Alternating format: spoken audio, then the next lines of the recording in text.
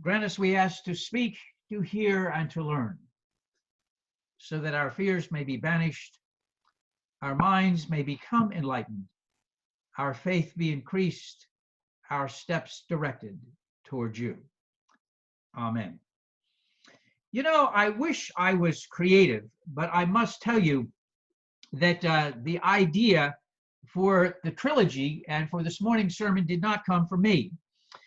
Melissa said to me, you know, I read this article, and it was an article by Scott Baronet, I can't pronounce these things to save my life, Baronato, from Emotional Intelligence back in March 23rd. And she said, I want to send it on to you. And then as she was talking to me about that, I got this article in the New York Times on April 12th, just a couple of weeks ago, called I Am Grieving Now, You May Be Too, by R.O. Kwan. And it was that got me thinking, you know, we don't really handle grief very well in this country. And in the article by Ms. Kwan, she quotes a Megan Devine. Now, some of you may have heard of Megan Devine. I'm constantly amazed at how ignorant I am and how much I don't know. Megan Devine, I love the title of her book. It's called It's Okay That You're Not Okay. I really like that. It's okay that you're not okay. I thought there's another one I missed. And she writes how relatively unfamiliar we are in the United States with talking about life-changing pain and grief. As a culture, we don't talk about grief. We don't make space for sadness. We don't make space for grief because Americans aren't talking about grief in the pandemic. She says that's going to add a lot of more pain. Epidemics of unspoken grief. Everybody's got pain they're carrying around and they never seem to say it. And there's this thing about grief in this country, and I got to be thinking about that. Somebody's grieving, you would avoid them like the plague. It's like they have the plague. Somebody's grieving, you don't know what to do, you don't know what to say, and then we say stupid things. Somebody's grieving, you say, well, you know, the person you're grieving is about in a better place. Really? If something happened to Maria and you said to me, Maria's in a better place, I'll put you in a better place. Or somebody says, well, you know, for everything, there's a purpose. I'll give you a purpose. I mean, some of the things we come up with, a better place, a purpose,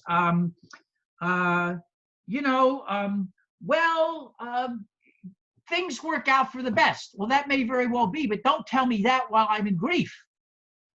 We don't know how to handle grief. And we say things. And my students, for instance, will say to me, what do we do when we go to a funeral? I said, what do we say? I said, why do you have to say anything? I read in a Jewish prayer book, a meditation, and they said sometimes the best thing to do is say nothing. Rather than say something that's awful and stupid and even make the situation worse, why don't you just sit there and be present? Sitting there and being present is all you have to do. You're there. Everybody has schedules. The fact that you showed up, took time, you don't have to say anything, just be there. I would rather have people be there and stay silent than say things that would just absolutely make it 10 times worse. We're not really good at grief. We're not good at it ourselves. We're not good at it to people around us. And then when I thought about her comments about, we're going through a lot of grief right now, I thought, okay, what kind of grief are we going through? I thought it was scary that I could come up with a whole tablet full of grief in about a minute. These are some of the things that I wrote down. And then I have something that was sent to me by one of our Muslim attendees. She writes that in all these things, she's now in a different country. She's here and she's from a couple of thousand miles away where she grew up.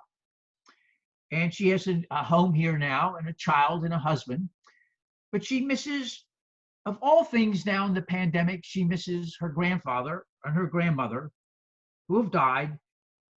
And she misses them when she brought them big chocolate cookies. Out of nowhere, this grief came out. She's buried it for these years about how much she misses when she was growing up and seeing her grandmother and grandfather and bringing them chocolate cookies. That makes perfectly good sense to me. Things in times like this come out. Some other things that I share with you that I bet you we're all grieving and probably try to bury it. Normalcy. The first thing we complain about is life is boring. Then when it's not boring, oh my, normalcy. We used to routines, things happening all the time. God, my life is boring. Then the pandemic hits and there is no normalcy. And suddenly we're like, what happened? What's that thing I can't stand? Let me give you a parallel to this, an absolute parallel to this. I grew up on a rural island. I couldn't wait to get off the island. 25 years later, I come back. I was furious. What happened to the island? What happened to the boring island is that money discovered the island and changed it into this I don't know what. So what was I doing? I was missing that which I couldn't stand. We do this in life. Our life is who knows? Routines. Everybody has routines. It's amazing how I talk to my classes about this. When you get into routines and the routine is messed up, you get all out of whack. Let's say I ask my students, how many of you shower in the morning before you go to class? I hope you use soap, I say. Then I said, now, did you ever notice you have a routine? Suddenly, there's no hot water. Ah, that does it.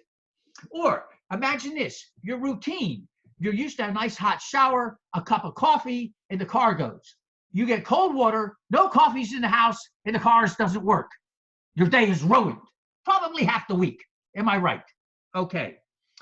A lot of people are missing connection. We're tired of people. We get peopled out, but we miss people when we least expect it. A lot of people miss hugging. I'm not a big hugger, but people miss hugging. People miss being with people. You know, actually annoying one another face to face. There's something about enjoying. There's a certain perverse enjoyment when you annoy each other on a regular basis. Loss of income. That's a biggie. Depleted savings is time for grief. A loss of a job.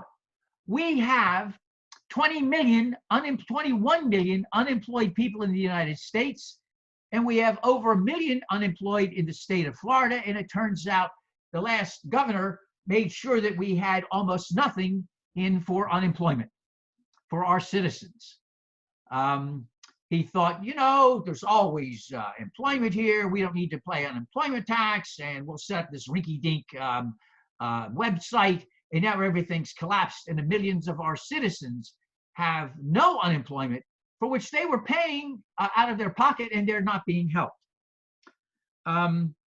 Weddings. I can't tell you the sad conversations I've had with all the weddings that have been postponed. Brides crying, and I get this, but I did say to the brides that was offering some kind of bridge, I said, you know, look at it like this. We have the wedding, and a beloved aunt or grandparent got the COVID-19 and then died. They got it at your wedding. How would you ever live with this? And the bride said, oh my God, yes. That would be awful. I said, it would be a stain that you can't get out. It would linger with you. It would be a taint. I said, so as bad as this is, we'll do the wedding in a few months. The wedding continues. Your love continues. You're married before you're married anyway. This is a snapshot in time.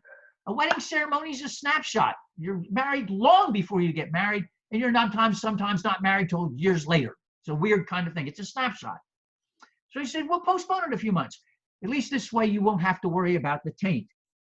Funerals. How do you say goodbye? You know, I don't think people realize that for most of us, saying somebody died is not enough. For most of us, we need rituals. We need a place where we can grieve, and we can need a place where we can say Thanksgiving for somebody. And we need a place where we can do that with other people because we're social, most of us. We take out that inner chimpanzee, comes out, we're social, we belong to a troop. We need to do this. And not being able to do this causes grief. A lot of people miss travel. A lot of our members said they miss their grandchildren. My grandchildren are teenagers. And I think my grandson is great. I love him. My grandson is fabulous. Of course, that's the nice thing about being a grandparent. You can enjoy your grandparent. You can enjoy your grandchildren when they drive your kids nuts. Miss grandkids. You miss grandparents. And then I want to share something with you. One of our young members had a big deal this summer. She was going to be in a major play. She was going to be also choreographing work. She was going to be involved in all kinds of things. That's all been postponed. These were major, major dreams. I have over 100 and some students this semester in 3 classes. 3/4 of these students are seniors. We joked about proms and the disasters that proms can be. I don't know if any of you remember your proms. I remember my proms because number 1, it was the worst music ever played. Number 2, the food they couldn't give to the dying. And number 3, the chaperones were a pain in the neck. And you sat around being bored, but this was your prom. And you know, everybody needs to suffer like that through a prom like that. That's part of growing up. You need to be able to say, wasn't that prom awful? There's this kind of a shared thing in that. I would share that in class. All these people say, oh, you had that happen to you. I said, yes, it's consistent through the ages, proms. And I said, and proms and graduations. Yeah, you sit there and you sit and you sit and you sit and you walk up for that one moment and you get that thing that's handed to you. And, you miss that. And my kids are grieving. They're really grieving. All that stuff, they had to go, oh, yeah, I have to go to graduation. Oh, God, a prom. All those rotten parties, they're annoying. They missed them. They missed them badly. And one of our young members who was going to be choreographing, directing, and up to her neck in all kinds of stuff, she graduates from New World, and it's not there. So this is just some of the stuff I put down that people are grieving. And then what about those who find they're compromised? They have the virus, and those who know they're not going to make it with the virus. So what do we do? What do we do with our grief? There are strategies that have been mentioned about grief. I don't think these things happen linearly. I don't think they happen to everybody, but I think what I'm going to read, everybody in their grief has felt one or two of these emotions. There's kind of denial. Look at these people who want to run out to the beach right now, who want to start everything up right now. Let's make it boom, go back to the way it was. There's this kind of fantasy. You're going to flip the switch and everything's going to be just like it was 3 months ago, 2 months ago. So in denial about, folks, we have almost 1 million people who've got this disease, this virus. We have thousands that have died, major disruptions, massive unemployment, and to assume that, oh, well, this is going to be fine just like that. Really? Denial. There's acceptance from some, a lot of sadness that others are feeling. There's a lot of anger, and all of these emotions are there. And in that article that Melissa sent, the author said, and there may come, oddly enough, in all of this, that weird thing called meaning. Maybe like we got from Wendell Berry, and maybe we got from Kitty O'Meara, maybe there comes from all of this uproar, disease, death, everything being thrown upside down, maybe will come some new beginnings and some meaning. While we're going through the grief, so my own personal thoughts is it's important to grieve. It's important not to bury that was in us. You know, I don't know how many of you grew up with this, but I grew up, the whole thing was to stuff your feelings. Stuffing what you feel, it took me decades to understand, really is bad for you. It makes you depressed. It physically gets you upset. It's just bad all the way around. It doesn't mean you go around yelling and squawking and have tsunamis of feelings emoting all over the place all the time, but it means that you learn to be honest with what you're feeling and being honest with what we grieve about. It means in a platform like this, sharing and talking with each other. Many of you sent things along about what you were grieving about. It's healthy. It's what we need to do. When it says it's okay to not be okay, we need to hear that. It's okay to be scared about my job, my income, scared about getting the virus. Lord knows if there's anybody out there. I just love it when you got these businessmen saying that congressman in Indiana and that lieutenant governor in Texas, well, some of the older people have to die. Make room for money, you know. The economy is what counts here, folks. Some people gotta go. That's the way it is. And I'm thinking, oh, really? You're assuming that those of us who are older have nothing to offer to society?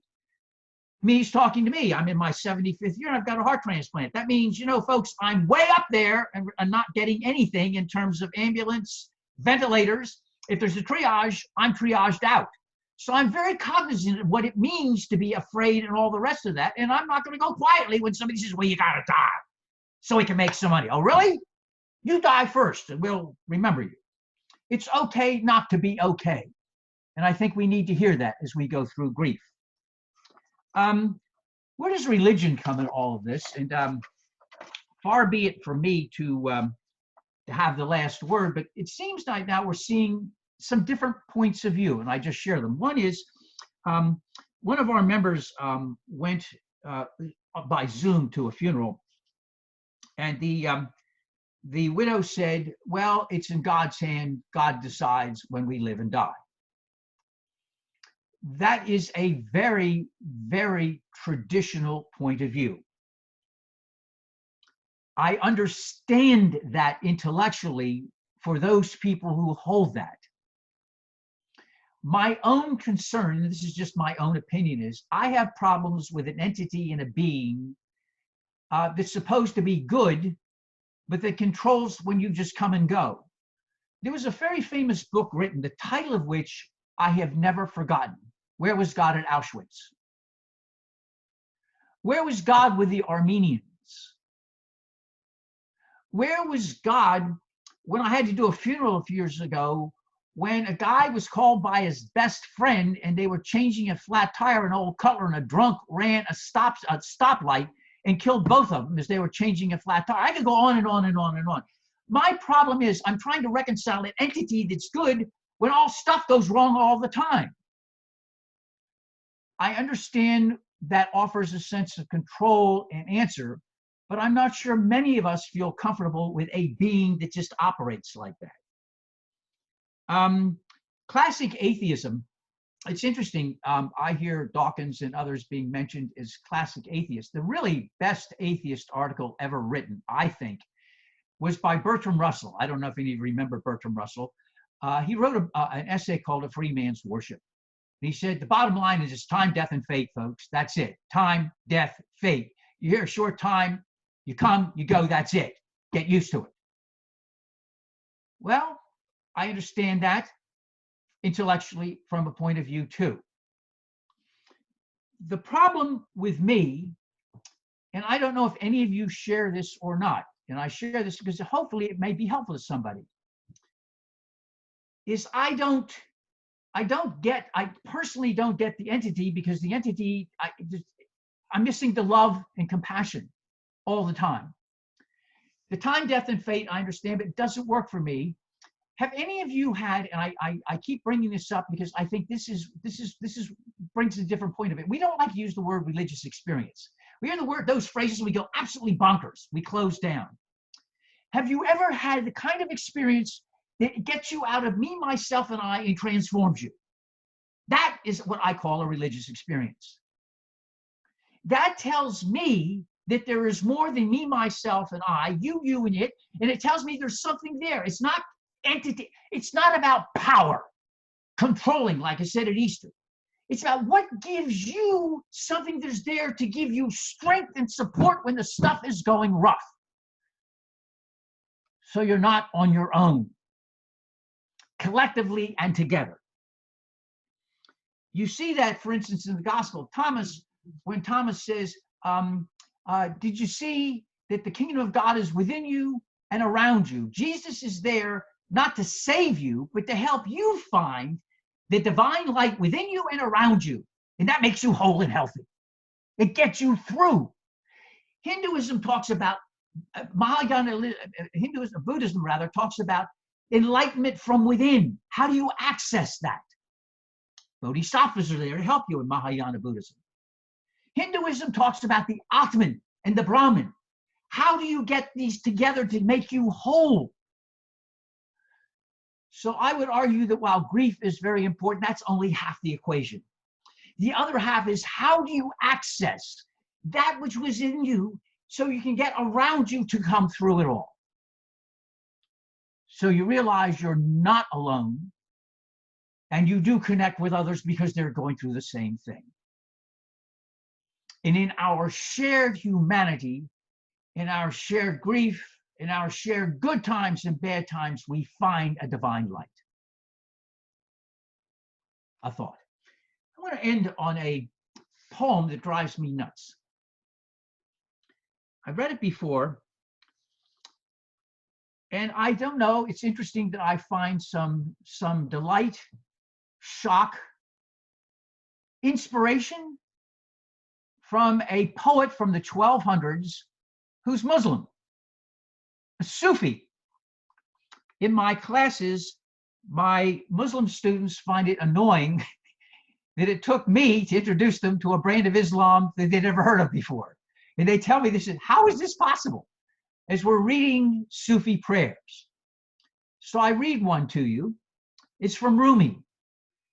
And many of you may know this, but it really kind of wraps this up. Sorrow prepares you for joy.